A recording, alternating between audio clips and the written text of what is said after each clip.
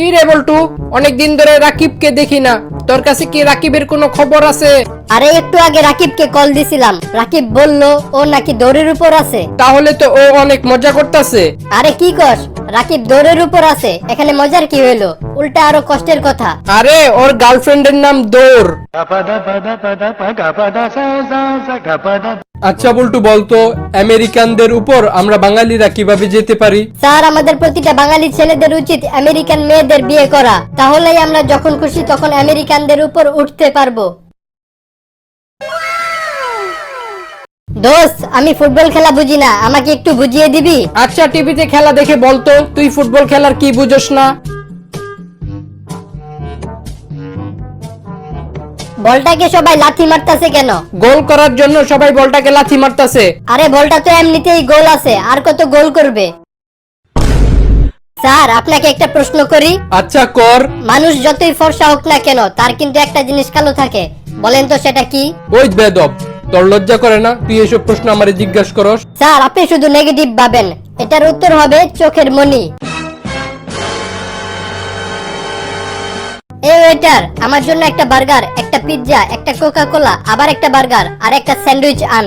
আপনি একটু ওয়েট করেন, আমি কিছুক্ষণের মধ্যে খাবারগুলো আনতাছি। ওই শালা, আমি ওয়েট করবো কেন? ওয়েটার আমি না তুই। স্যার, আপনাকে আরেকটা প্রশ্ন করি। ঠিক আছে কর। বলেন তো, গার্লফ্রেন্ড আর ইয়ারফোনের মধ্যে মিল কোথায়? বলতে পারলাম না, তুই বলে দে। গার্লফ্রেন্ড আর ইয়ারফোনকে যতই সামলে রাখুন না কেন, দুইটাতে প্যাচ লাগবেই। ডাক্তার সাহেব, একটু আগে যে আপনি একটা লোককে ইনজেকশন দিলেন, সে লোকটা মারা গেছে। বলো কি? তা লোকটা কোথায়? দরজার সামনে পড়ে আছে। এক কাজ করো, যায়া লাশটা ঘুরাই দিয়ে আসো। কেন? না মানে পুলিশ আসলে বলবা যাওয়ার সময় না, আসার সময় মারা গেছে। কিরে বল্টু, তোর মনটা আজকে অনেক ভালো লাগতেছে। আরে দোস্ত, আজকে আমার মনটা অনেক ভালো। কেন, কি হয়েছে? একটু আগে আমি আমার গার্লফ্রেন্ডকে জিজ্ঞাসা করছিলাম, তোমার সুন্দর ছেলে পছন্দ নাকি বুদ্ধিমান ছেলে পছন্দ? তারপর ও আমাকে বলল ওর নাকি দুইটার একটা পছন্দ না, ও শুধু আমাকে পছন্দ করে। এটা শুনে আমার অনেক ভালো লাগতেছে। আরে ছাগল, তোর গার্লফ্রেন্ড সুন্দর আর বুদ্ধিমান ছেলে পছন্দ করে না, শুধু তোরে পছন্দ করে। এর মানে হলো তুই সুন্দরও না আর বুদ্ধিমানও না। স্যার, আপনাকে একটা প্রশ্ন করি। ঠিক আছে কর। আচ্ছা বলেন তো, কোন সময় ছেলেরা 20 থেকে 25 মিনিটে হাঁপিয়ে হাল ছেড়ে দেয়, কিন্তু মেয়েরা বেশি বেশি করার পরেও হাঁপায় না? ওই বেদব, তোর লজ্জা করে না তুই আমারে সবসময় এইসব উল্টাপাল্টা প্রশ্ন করস? স্যার, আপনি সবসময় নেগেটিভ ভাবেন, এটার উত্তর হবে শপিং করার সময়। দোস্ত, আমি একটা কথা বুঝতাছি না। কি কথা? আমার একবার গলায় টনসিল হয়েছিল, তখন আমি ডাক্তারের কাছে গেছিলাম। ডাক্তার আমার গলার ভিতরে আঙ্গুল ঢুকিয়ে চেক করে দেখছিল। এটা তো নরমাল, সব ডাক্তারই করে, এখানে তুই কি বুঝস নাই? না মানে, এখন যদি আমি আমার পাইলসের সমস্যার জন্য ডাক্তারের কাছে যাই, তাহলে ডাক্তার কোথায় আঙ্গুল দিয়ে চেক করবে? স্যার, আপনাকে আরেকটা প্রশ্ন করি। আচ্ছা কর। মেয়েদের কাছে এমন একটা জাদু আছে, যেটা দিয়ে 2 ইঞ্চির জিনিসকে কয়েক সেকেন্ডের মধ্যে 6 ইঞ্চির বানিয়ে ফেলতে পারে, বলেন তো সেটা কি? ওই হারামজাদা, তুই সবসময় আমারে খালি উল্টাপাল্টা প্রশ্ন জিজ্ঞাসা করস, তুই কি কখনো ভালো হইবি না? স্যার, আমি ভালোই আছি, আসলে আপনার মাইন্ড খারাপ। এটার উত্তর হবে রুটি বেলা, কারণ মেয়েরা 2 ইঞ্চির আটাকে বেলে কয়েক সেকেন্ডের মধ্যে 6 ইঞ্চির রুটি বানিয়ে ফেলতে পারে। বল্টু, তুই কালকে রাত কয়টা পর্যন্ত পড়ালেখা করেছিলি? বাবা, আমি কালকে রাত 12টা পর্যন্ত পড়ালেখা করেছিলাম। তোরে কানের নিচে একটা থাপ্পড় মারমু। কালকে তো রাত 9টা বাজে কারেন্ট চলে গেছিল।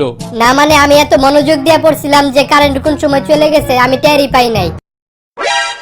কি রে বল্টু, তোর মন খারাপ কেন? আমার এক কাছের বন্ধু মারা গেছে। কিভাবে? ওর ভুলে যাওয়ার রোগ ছিল। মানে ও কারেন্টের তারে চুমা খেতে গিয়ে কারেন্টের শক খেয়ে মারা গেছে। এটা তো ভুলে যাওয়ার রোগ না, ও তো আসলে বোকা ছিল। না মানে, ও যে আসলে বোকা, এটাই বারে বারে ভুলে যেত।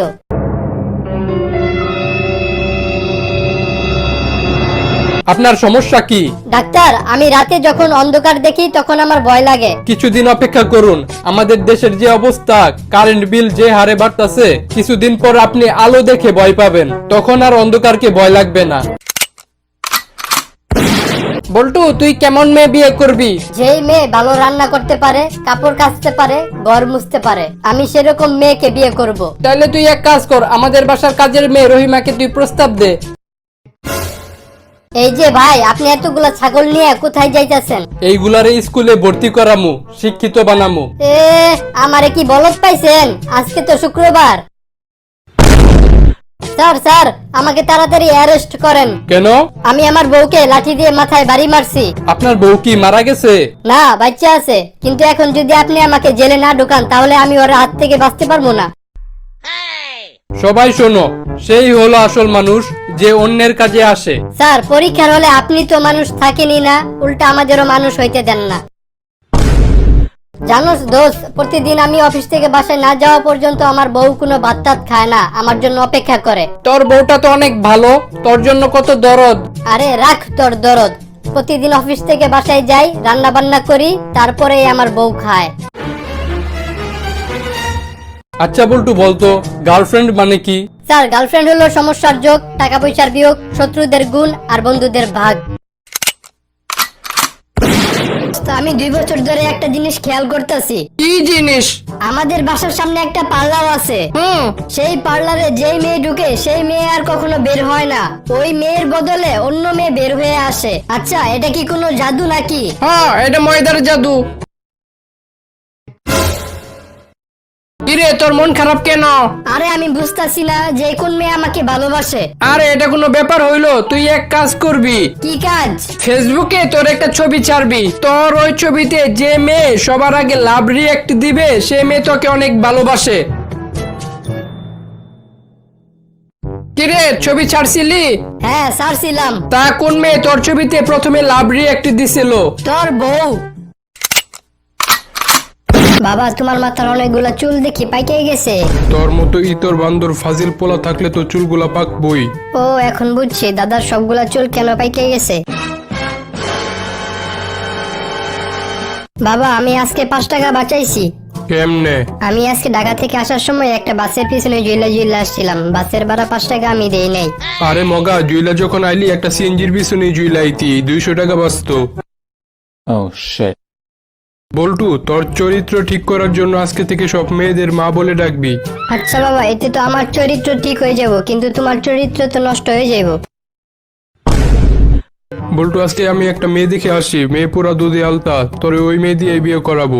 বাবা, আমি 2টা কারণে ওই মেয়েকে বিয়ে করব না। কি কারণ? প্রথমটা হলো ওই জায়গায় কি কেউ আলতা লাগায়, আর দ্বিতীয়টা হলো লাগাইছে তো ভালো কথা, তোমাকে দেখাইতে গেছে কে?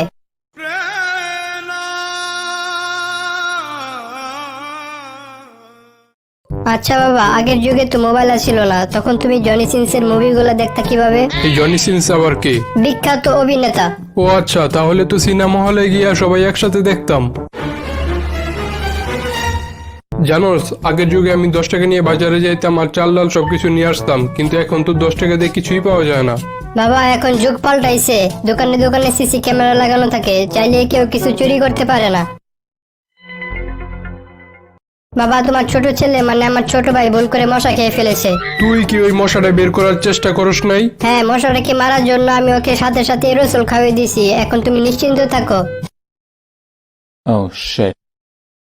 আচ্ছা বাবা, কয়েকটা লোক আমাকে বললো আমি নাকি আগের থেকে অনেক বড় হয়ে গেছে, এখন তুমি আমাকে বলো আমি বড় না তুমি বড়? অবশ্যই আমি বড়। নিজেকে বড় বলে বড় সে নয়, লোকে যাকে বড় বলে বড় সে হয়।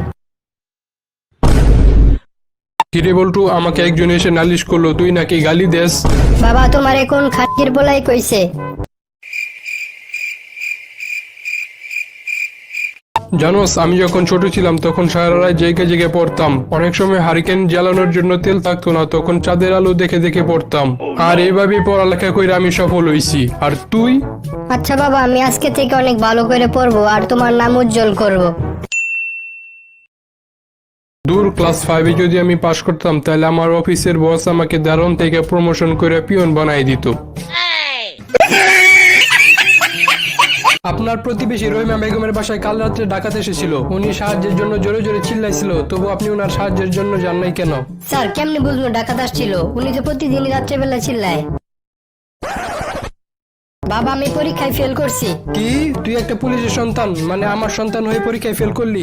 যা বাড়ি থেকে বেরিয়ে যা। বাবা তোমার আমি 50 টাকা দিতাছি, তুমি এই কেসটাকে এখানেই শেষ করে দাও, আমি কাউরে কিছু বলবো না।